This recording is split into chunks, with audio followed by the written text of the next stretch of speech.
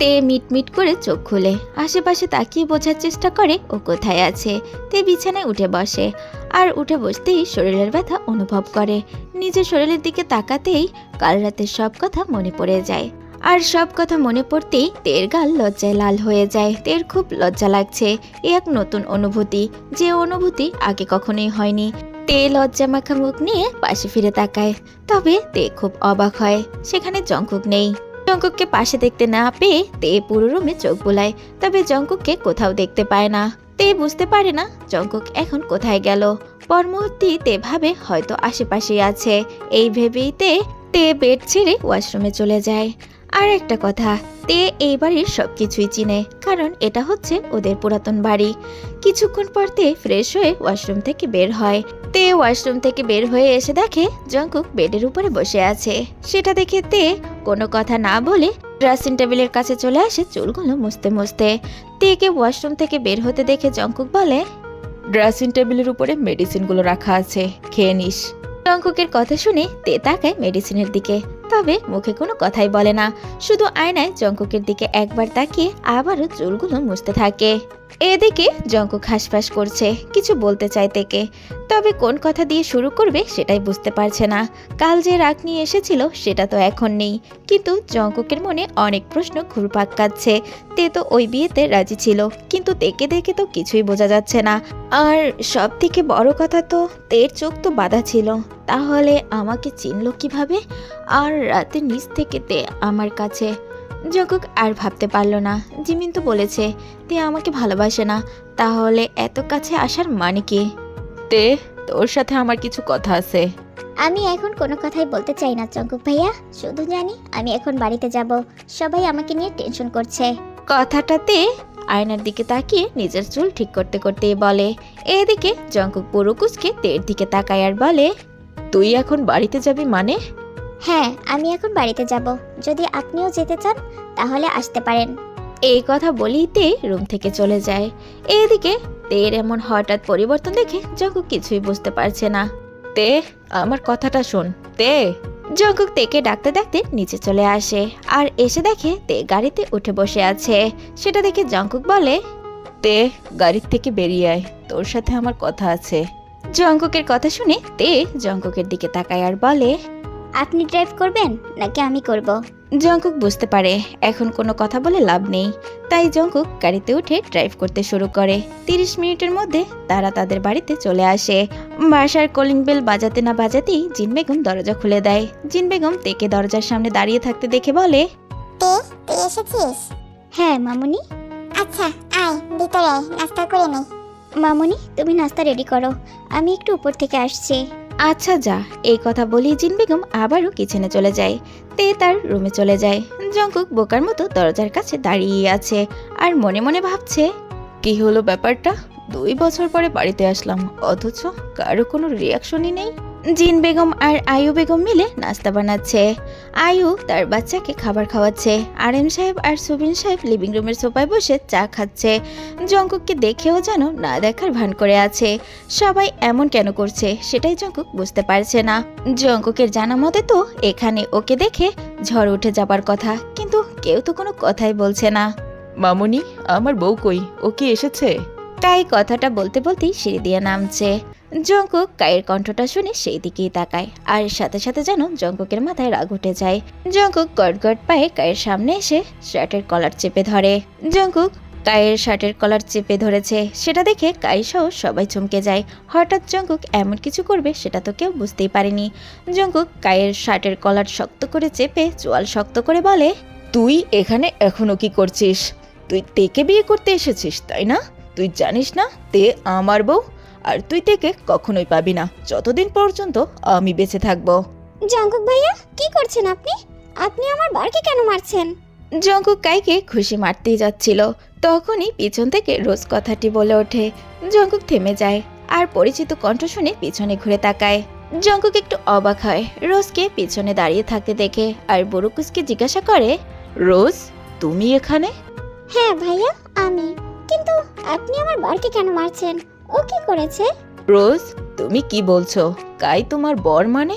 হ্যাঁ ভাইয়া, কাই আমার বর, ওর সাথেই আমার বিয়ে হয়েছে। জঙ্কুক তাকিয়ে আছে রোজের দিকে।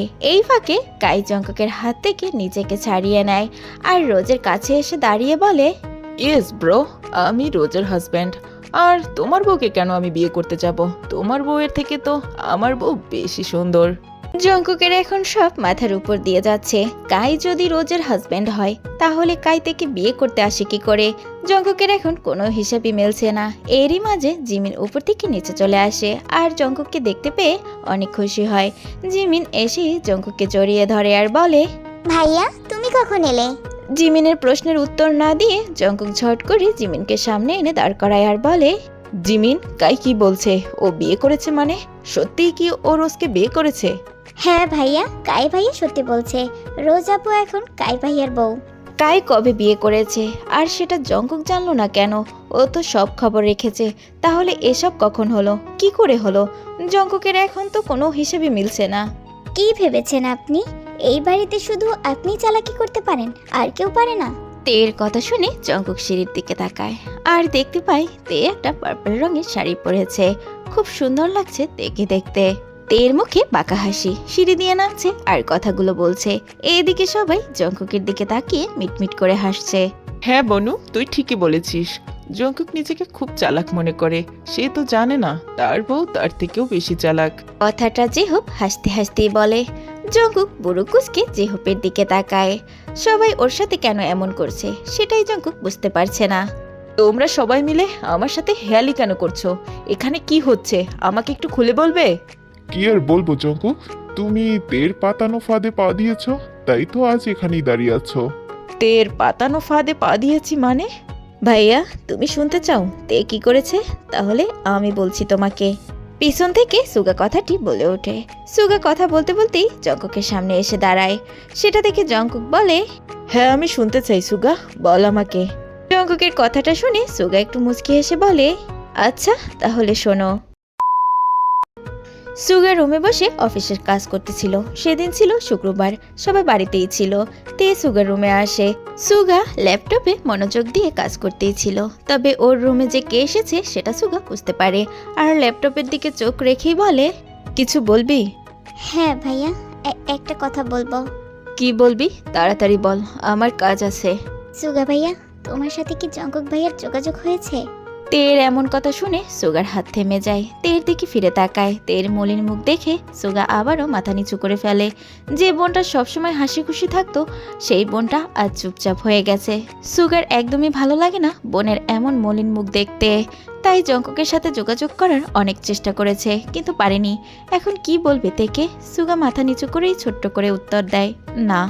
ভাইয়া, আমার কাছে একটা আইডিয়া আছে জঙ্কুক ভাইয়াকে দেশে নিয়ে আসার। এর কথাটা শোনা মাত্রই সুগা আবারও তের দিকে ফিরে তাকায় আর বলে, কি? এরপরে তে সুগাকে বলতে থাকে তার প্ল্যানের কথা। তের প্ল্যানের কথা শুনে সুগার খুব ভালো লাগে আর সুগা সাথে সাথে রাজি হয়ে যায়। পরে দুই ভাই বোনে মিলে প্ল্যান করে চলে যায় সাদে। সেখানে আগে থেকেই বসেছিলেন আরএম সাহেব আর সুবিন সাহেব। তারাও ভাবতেছিল জঙ্কুককে দেশে কিভাবে নিয়ে আসা যায়। তেকে আর সুগাকে সাদে আসতে দেখে আরএম সাহেব একটু অবাক হয়। তখন সবিন সাহেব প্রশ্ন করেন, কি ব্যাপার, তোমরা দুই ভাই বোন এখানে? কিছু কি বলবে? আমার বিয়ের আয়োজন করো বাবা। আরএম সাহেব সুবিন সাহেব তের মুখে এমন কথা শুনে সাথে সাথে দাঁড়িয়ে যায়। কি বলছিস তুই তে? তোর মাথা ঠিক আছে? তে মামুনি, তুমি এসব কি বলছো? তোমার বিয়ের আয়োজন করব মানে? কেন, তোমরা কি চাও না জঙ্কুক ভাইয়া দেশে আসুক? আরএম সাহেব আর সুবিন সাহেব দুজন দুজনের দিকে তাকায়। তারা তো অবশ্যই চায় জঙ্কুক দেশে আসুক, কিন্তু কিভাবে? অবশ্যই তে, আমরা চাই জঙ্কুক দেশে আসুক, কিন্তু কিভাবে? একটা উপায় আছে বাবাই, সেটা হলো আমার বিয়ে। তোমার বিয়ে মানে? মানেটা হলো বাবা, যদি জঙ্কুক ভাইয়া জানতে পারে আমার বিয়ে, তাহলে অবশ্যই বিয়েটা আটকানোর জন্য জঙ্কুক ভাইয়া দেশে চলে আসবে। এটা আমি শিওর। তে মামুনি, তুমি কি শিওর এটা করলে জঙ্কুক দেশে আসবে? হ্যাঁ বাবাই, আমিও তের সাথে একমত। এটা করলে জঙ্কুক ভাইয়া অবশ্যই দেশে আসবে। তখন না হয় ওদের বিয়েটা আবারও ধুমধাম করে দিয়ে দিবে। তবে একটা শর্ত আছে, কাউকে জানতে দেওয়া যাবে না এই বিয়েটা সাজানো, তাহলে কিন্তু জঙ্কুক ভাইয়া আর দেশে আসবে না। মানে? হ্যাঁ বাবাই, আমার মনে হয় আমাদের মাঝে কেউ একজন আছে যে সবকিছু জঙ্কুক ভাইয়ার কাছে জানায়।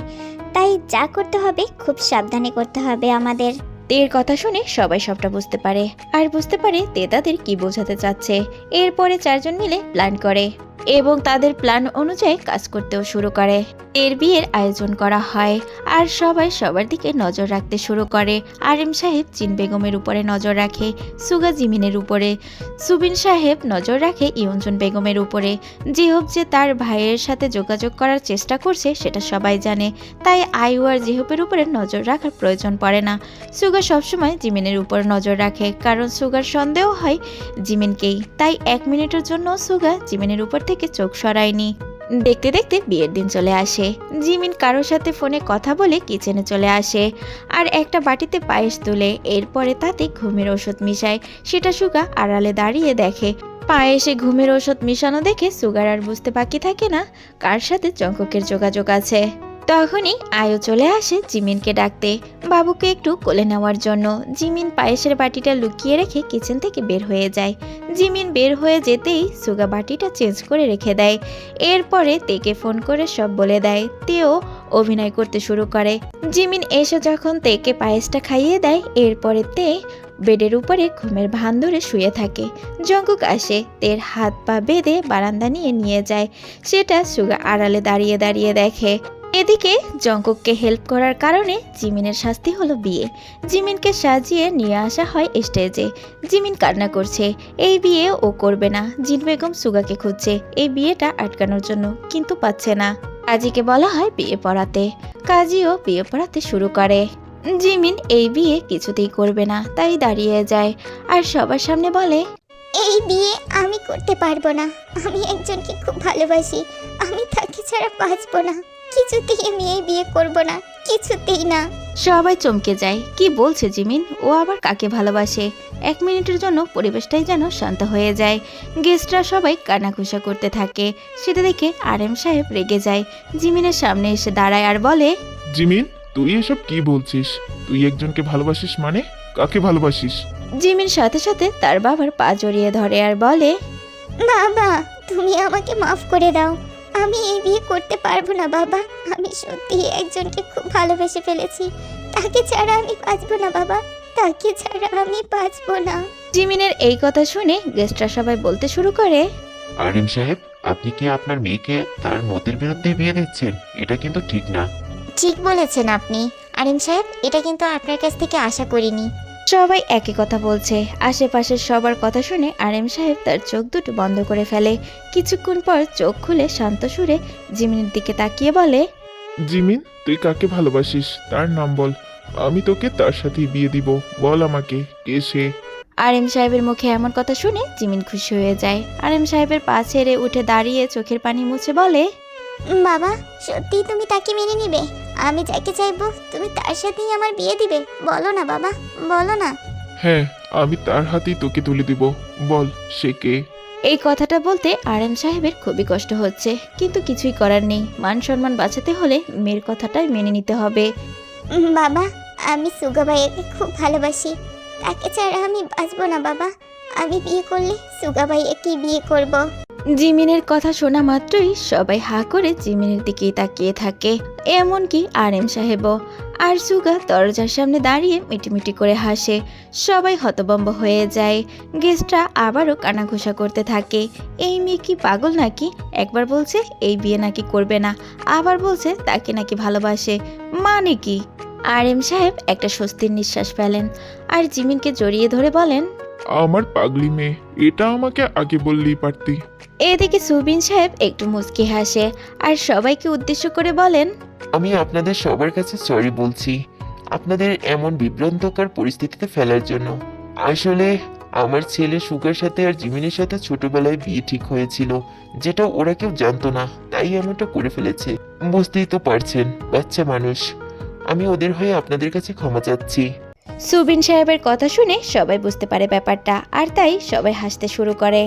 এইদিকে জিমিন, জিন বেগম, ইয়ঞ্জন বেগম, আয়ু, জেহব সবাই অবাক হয়। আর জিমিন তো মনে মনে ভাবে, কি সুগা ভাইয়ের সাথে আমার আগেই বিয়ে ঠিক হয়েছিল? আর বাকিরা সবাই মনে মনে ভাবে, কি সুগার সাথে জিমিনের বিয়ে? তাহলে কাই এখানে কেন? সবার মনে একটাই প্রশ্ন।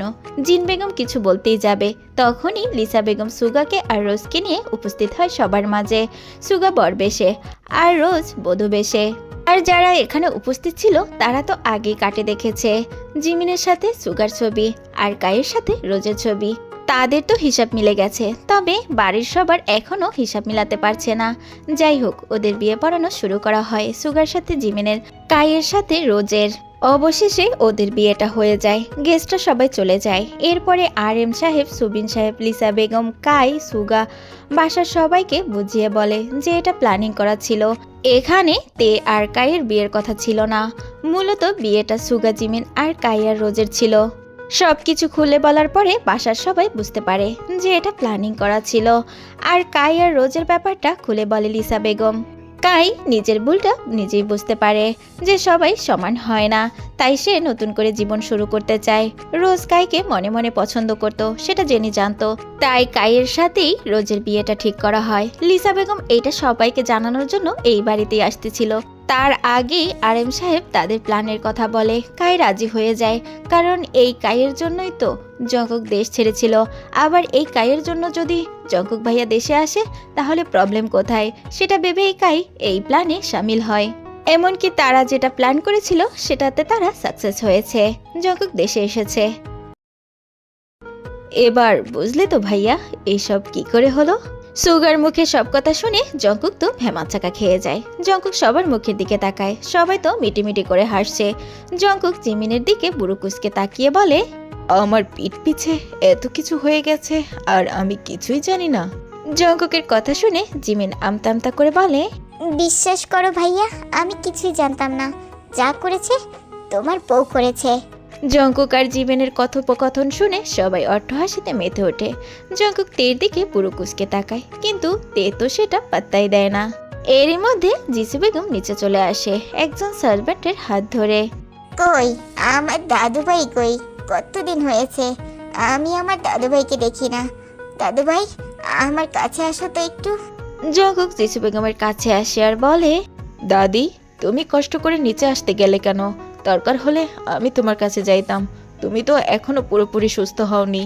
দাদুভাই, তুমি আমারে ভুইলা ওই দূরদর্শে কেমনে থাকলা কও তো? আমার কথা কি তোমার একবারও মনে পড়ে নাই? দাদি, আমার ভুল হয়ে গেছে, আর কখনো তোমার ছাইরা কোথাও যাব না, প্রমিস দাদি।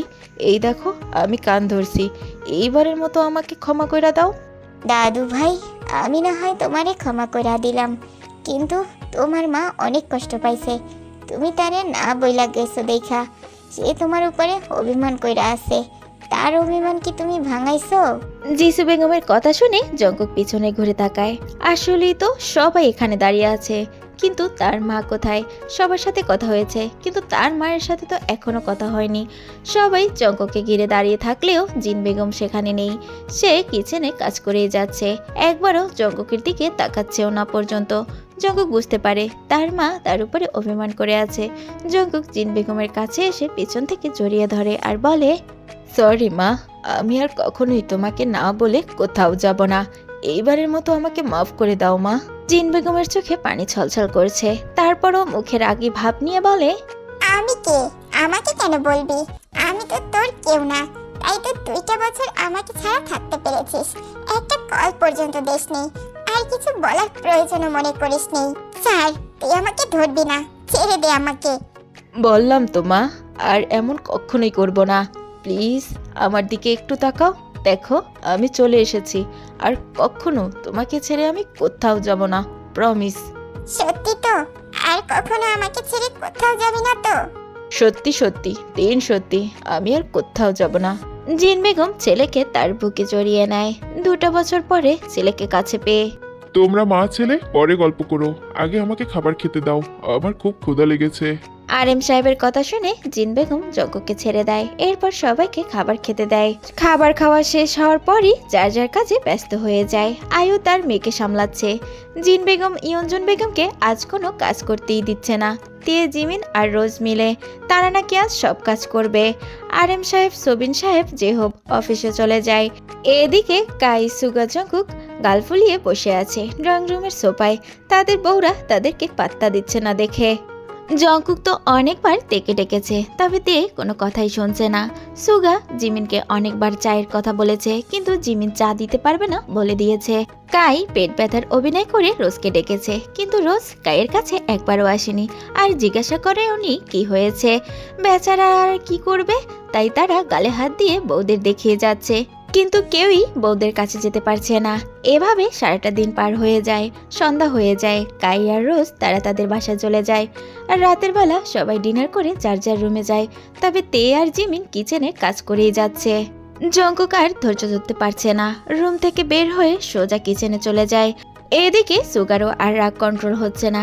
এমনি বিয়ে হয়েছে একদিন হয়ে গেছে, এখনো বাসর হয়নি, আর এখনই কিনা বউ কথা শুনছে না। এই মেয়েটার জন্য সুগা কত বছর অপেক্ষা করেছে, আর অপেক্ষা করতে পারবে না।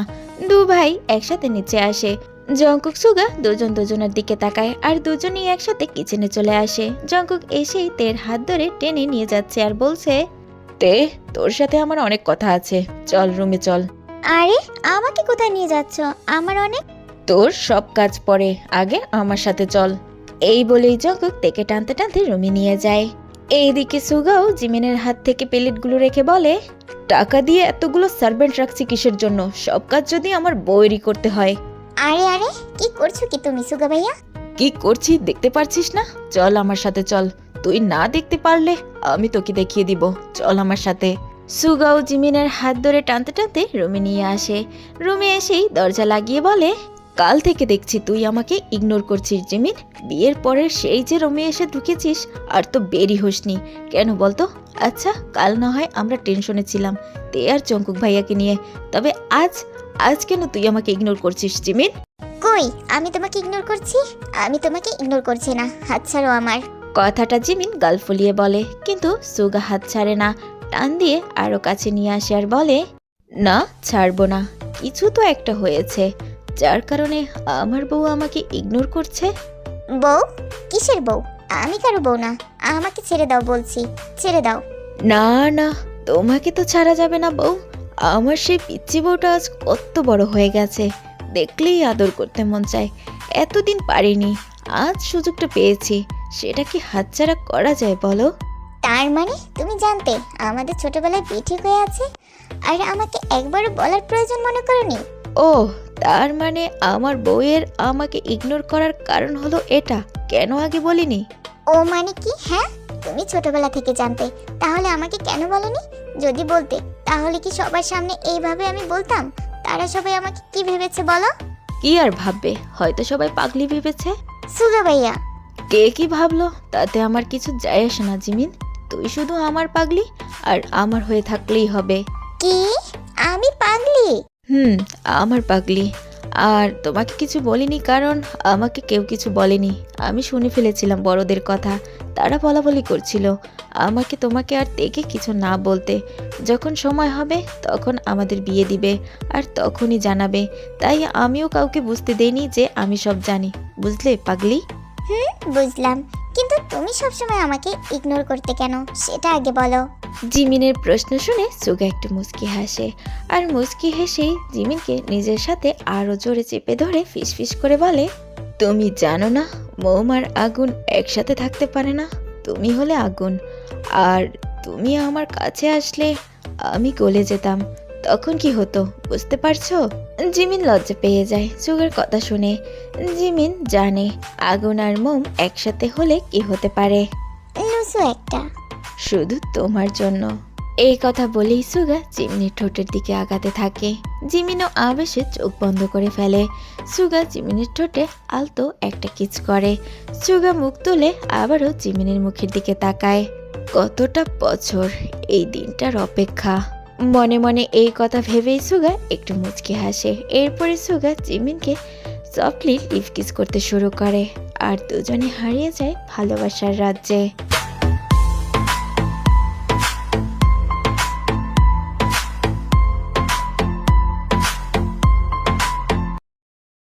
অন্যদিকে জঙ্কুক তেকে রুমে নিয়ে এসে দরজা লাগিয়ে দেয়। সেটা দেখে তে বলে, কি হলো জঙ্কুক ভাইয়া, তুমি আমাকে এখানে কেন নিয়ে আসলে? জঙ্কুক দরজা লাগিয়ে পিছনের দিকে তাকিয়ে তের দিকে আগাতে আগাতেই বলে, কেন নিয়ে এসেছি সেটা তুই জানিস না? আজ সারাটা দিন আমাকে তুই ইগনোর করেছিস। কেন করেছিস তে, সেটা বল আগে। আমি কতবার ডেকেছি তোকে, আর তুই সেই দিকে কোনো পাত্তাই দিসনি। এটা তোমার শাস্তি। ভাবলেশন ভাবি কথাটা বলেই তে রুম গোছাতে শুরু করে। বিয়ের দিন রুমটা একটু অগোছালো ছিল, গোছানোর জন্য তো তে সময় পায়নি, তাই এখন গোছাতে শুরু করে। জঙ্কুক সেটা দেখে বুড়ুকুসকে তের সামনে এসে দাঁড়ায় আর বলে, আমার শাস্তি মানে? আমি আবার কি করেছি? জঙ্কুকের কথাটা শুনেই তে রাগের দৃষ্টিতে জঙ্কুকের দিকে তাকায়, আর জঙ্কুকের দিকে এগোতে এগোতেই বলে, তুমি কি করেছো জানো না তাই না? আচ্ছা আমি মনে করিয়ে দিই। 1, আমাকে জোর করে বিয়ে করেছো। 2, আমাকে ভালোবাসা শিখিয়েছো। 3, আমাকে না বলে কোরিয়া চলে গিয়েছো। 4, আমাকে ছেড়ে দুইটা বছর দূরে থেকেছো। আর বলছো তুমি কিছুই করনি তাই না? তুমি জানো এই 2টা বছর আমার কিভাবে কেটেছে? তে কথাগুলো বলছে আর এক পা দুপা করে জঙ্কুকের দিকেই আগাচ্ছে, আর জঙ্কুক পিছনে পেছাচ্ছে। জঙ্কুক পিছনে পেছাতে পেছাতে বেডের কাছে চলে আসে, আর বেডে পা পেঁচে জঙ্কুক বেডের উপরে বসে পড়ে। তবে চোখ তার তের চোখের দিকে এখনো সরায়নি।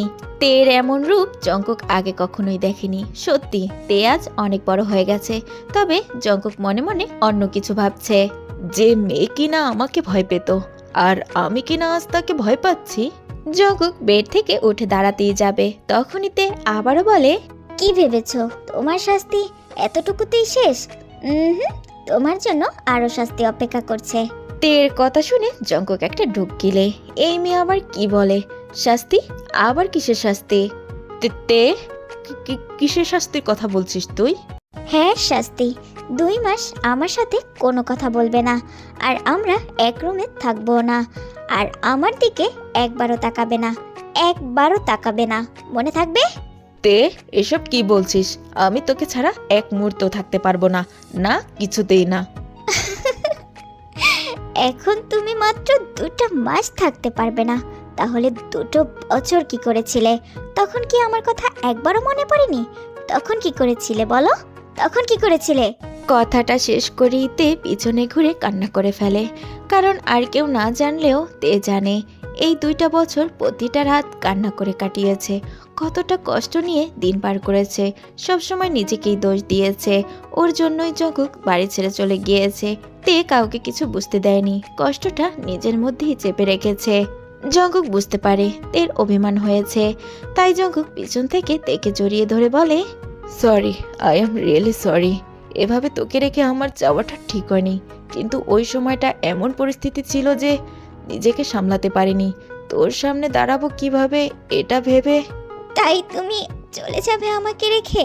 জঙ্কুক তেকে নিজের দিকে ঘুরিয়ে দাঁড় করায় আর চোখের পানি মুছে দিয়ে বলে, দেখতে আমি জানি তোকে একা রেখে আমার যাওয়াটা ঠিক হয়নি, কিন্তু তোর সামনে দাঁড়ানোর মুখ ছিল না আমার।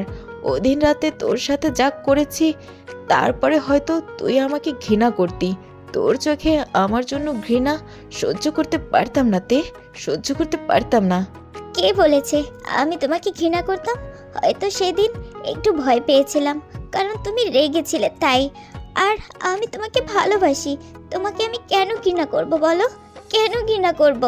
তের মুখে ভালোবাসার কথা শুনে জঙ্কুক অবাক হয়ে যায়, তাকিয়ে থাকে তের মুখের দিকে। তার মানে কি আমি যা ভেবেছিলাম সেটা ভুল ছিল?